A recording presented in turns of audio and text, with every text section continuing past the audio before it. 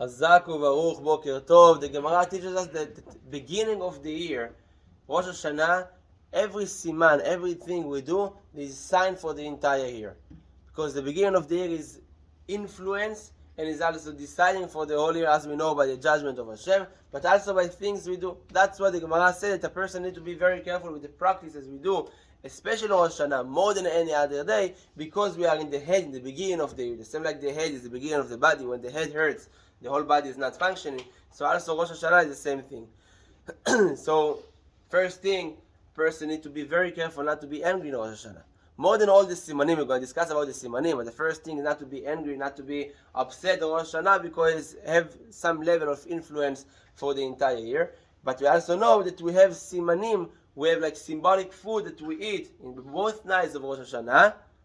Because of this, the Gemara says in Rosh Hashanah, simana miltai, a sign, good sign of an influence for us for the whole year. So that's what we do by eating food, certain kind of food that their name or their taste is represent something, like the apple and the honey, like the ram's head or fish's head, because we want to be like the head and the tail, or the pomegranate or the date. So all of those things is come to signify for something. So we need to understand first what we are saying, why we take this. For example, the apple and the honey is the easiest thing, because we want the sweet here. But there is other things that we need to understand, because the name of this food is represent something that we want it to be influence us for the entire year. So that's what we do in both nights of Rosh Hashanah. That's a minhag both Ashkenazim and Sephardim, because we all accept what the Gemara says, that siman hamiltai, a sign, is a good thing. But not only we have what to eat, there is some Sephardim that say sometimes we need to understand what not to eat also. Very spicy food is not good to eat in Rosh Hashanah, or very bitter or salty. It needs to be tasty, of course. You cannot have food without spices.